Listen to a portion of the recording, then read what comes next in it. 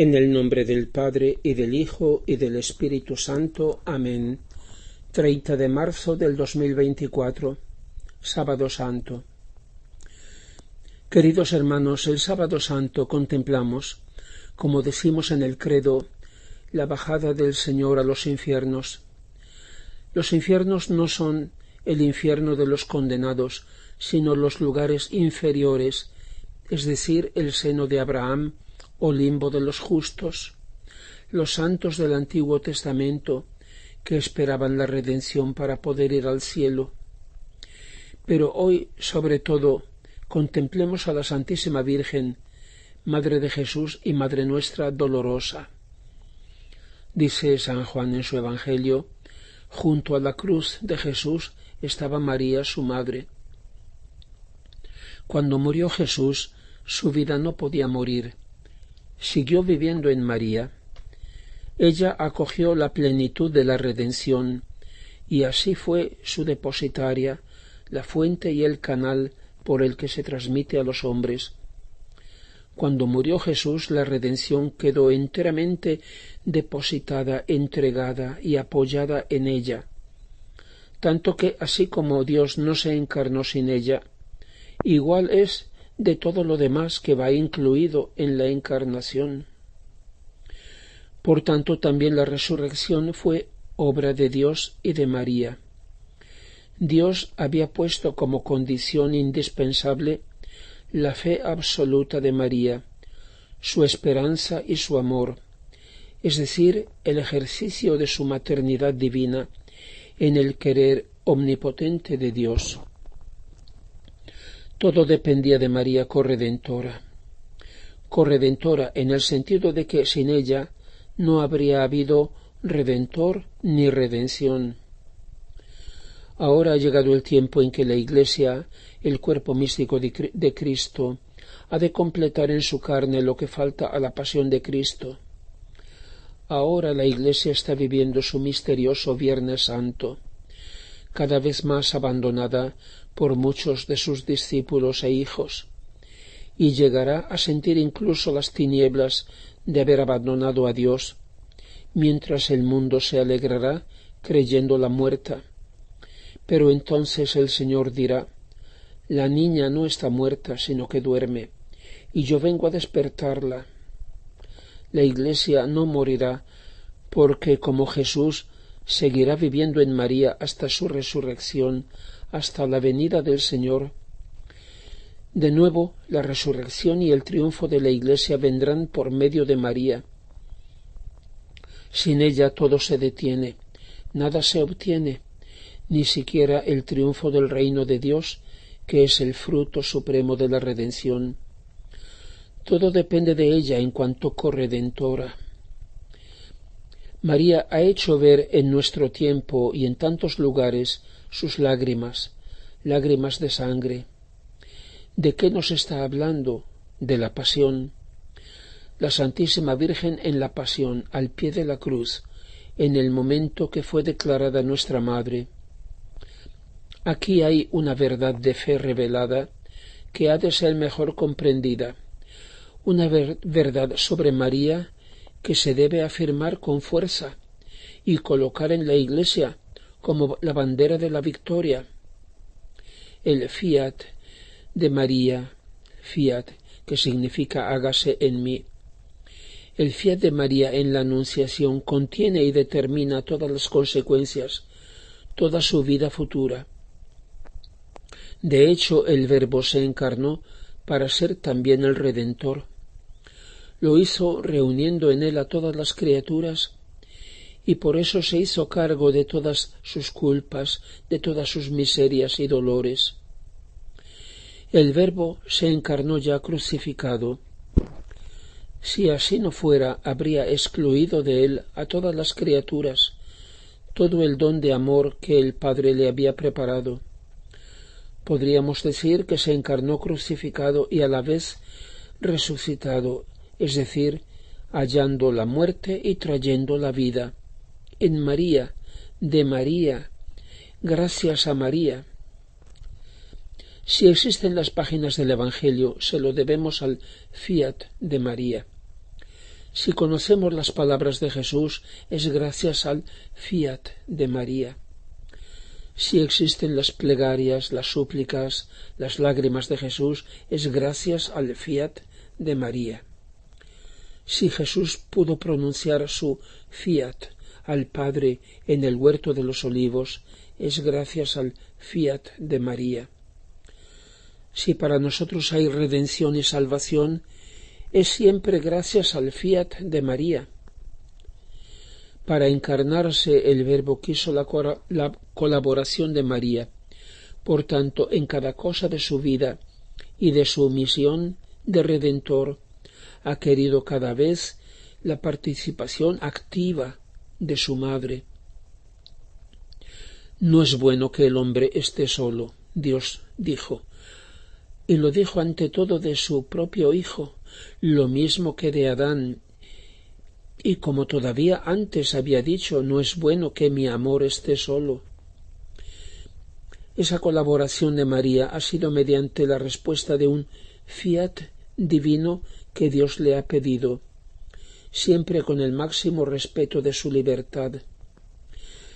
Para cada cosa se lo ha pedido. María siempre ha obedecido.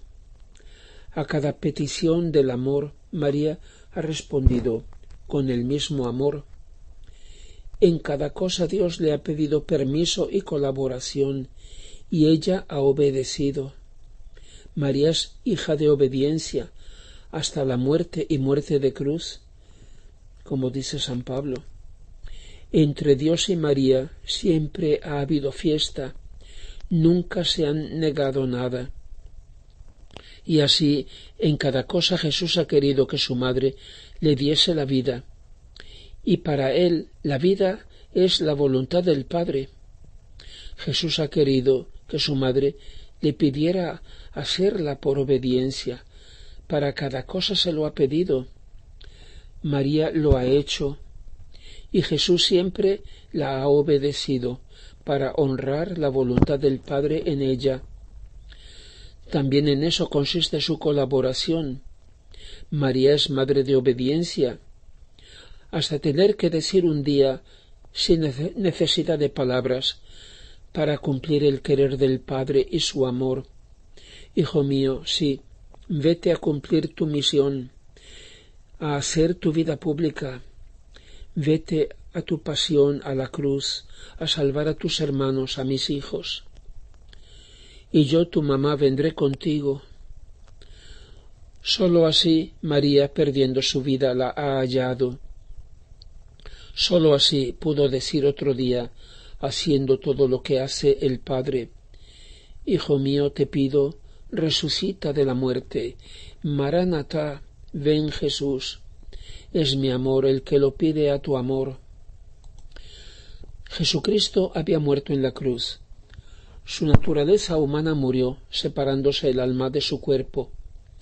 Literalmente murió de pena, de dolor divino, al sentir el abandono del Padre.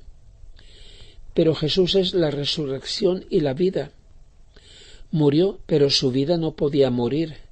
¿Qué pasó con ella? ¿A dónde fue a parar? La vida de Jesús, con todas sus penas, con todo su dolor y su amor, con toda su obra de redención ya cumplida, quedó entregada a María y viva en ella, su madre. En aquel momento cesó en la humanidad de Jesús, pero siguió viviendo en María. De un modo análogo a su encarnación, Jesús vivía en María, su madre. Ella le daba la vida y lo tuvo oculto en ella hasta el momento en que lo dio a luz. Lo mismo fue en su muerte. La vida de Jesús estaba en su madre. Ella le daba la vida en su corazón traspasado hasta el momento en que, unida al Padre, lo llamó a la resurrección. El amor es más fuerte que la muerte, dice el libro del Cantar de los Cantares. El amor materno de María superó la barrera de la muerte para ir a por su Hijo y hacerle volver a la vida.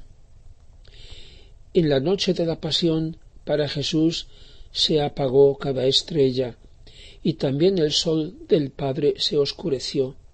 eclipsado por los pecados del mundo. Una sola estrella nunca lo abandonó, fue su mamá. Así fue para María. En la noche de su dolor sin fin, cuando el sol de su hijo se había apagado, una estrella le quedó, su fe heroica.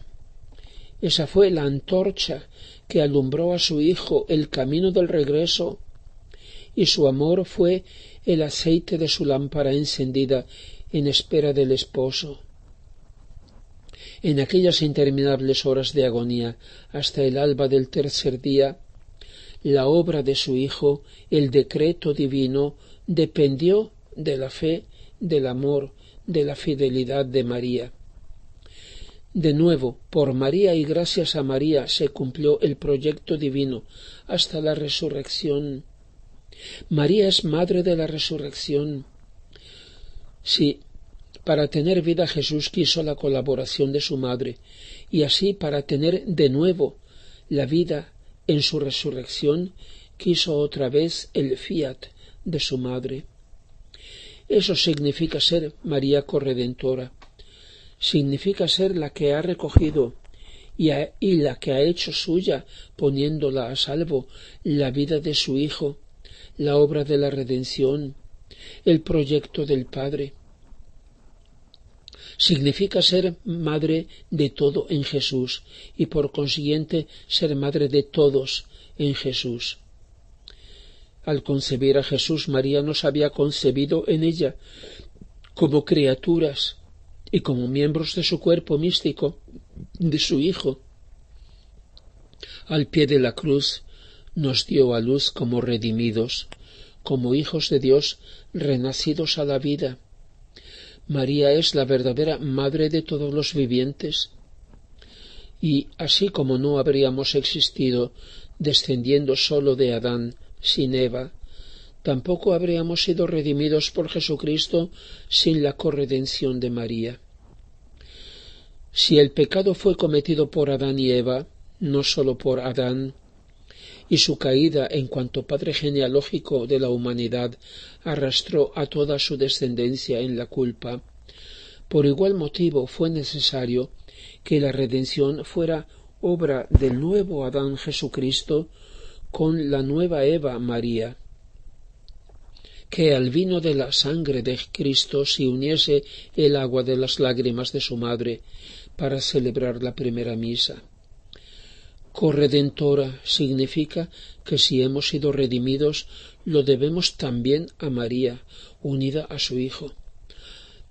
Hay una diferencia esencial, una distancia absoluta entre la corredención de María y la de la Iglesia, que el Redentor se ha encarnado y nos ha redimido sin necesidad de nosotros, lo cual no habría sido posible sin María. Ella ha hecho suya la vida de Jesús, su pasión y muerte y su misma resurrección, para dárnosla a nosotros, a la Iglesia.